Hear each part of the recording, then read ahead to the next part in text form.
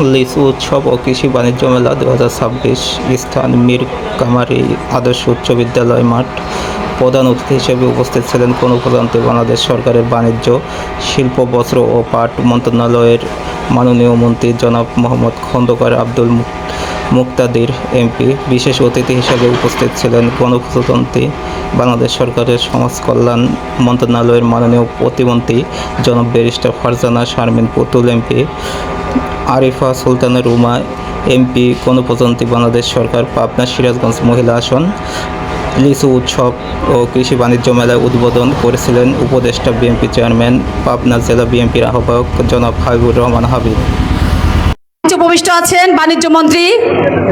আমাদের অনেক কিছু চাওয়ার। বাংলাদেশ যে একটি কৃষি নির্ভরশীল দেশ, তার ভিতরে পাবনা একটি অন্যতম, তাই না জেলা? এই পাবনার অনেক তৃণমূল এলাকা আছে যেখানে মানুষ শুধুমাত্র কৃষিকাজের উপর নির্ভরশীল। কৃষিকাজটাই তার মেইন পেশা। আমাদের মাননীয় মন্ত্রী মহোদয়কে শুধু এইটুকু বলতে চাই, আমাদের কৃষকদেরকে বাঁচিয়ে রাখেন। এই কৃষক হতে পারে আপনাদের এই বাংলাদেশকে দেশের একটি চালিকা শক্তি। এই যে লিচু যেটা দেখলেন, এই যে আমাদের কৃষক ভাইরা যে এই যে রাস্তাতে অনেকগুলো সবজি, ফুল, ফল রেখেছেন, আমরা যদি এইটুকু একটু সংরক্ষণে, এই ঈশ্বরদী আটঘরিয়া লিচুর আবাদ অত্যন্ত ফলপ্রসূ। আমাদের মন্ত্রী মহোদয় যদি এই লিচুকে সংরক্ষণের ব্যবস্থা করেন বা বিদেশে রপ্তানি করেন, আমি মনে করি প্রচুর পরিমাণে বৈদেশিক মুদ্রা আমাদের দেশে আসবে, তাই না ভাইরা? আমরা কি ঠিক আছি? আমাদের বোনেরা, আমাদের মন্ত্রী মহোদয়কে আমরা একটু হাততালিতে বলেন যে আমরা এটা চাই। মন্ত্রী মহোদয়, আমরা এই লিচুকে সংরক্ষণের ব্যবস্থা চাই আপনার মাধ্যমে।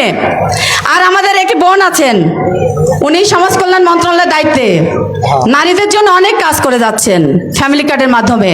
আমি শুধু আপাকে একটি কথা বলতে চাই, আমাদের এই পাবনার প্রত্যন্ত অঞ্চলে নারীরা কিন্তু সংসার বাচ্চা সামলানোর পরও কিন্তু কৃষিকাজ করে। আমি চাইবো ফ্যামিলি কার্ড তো আছেই, তার পাশাপাশি এই নারীদেরকে যদি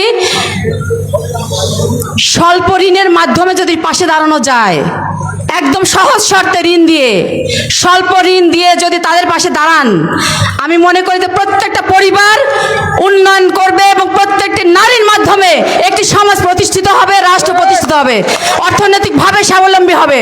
আমার বোনের কাছে আজকে একটি প্রার্থনা থাকবে, আমাদের বোনদের পাশে যেন আমাদের পুতুল আপাকে যেন পাই। ধন্যবাদ সকলকে, ভালো থাকবেন। খোদা হাফেজ। বাংলাদেশ জিন্দাবাদ।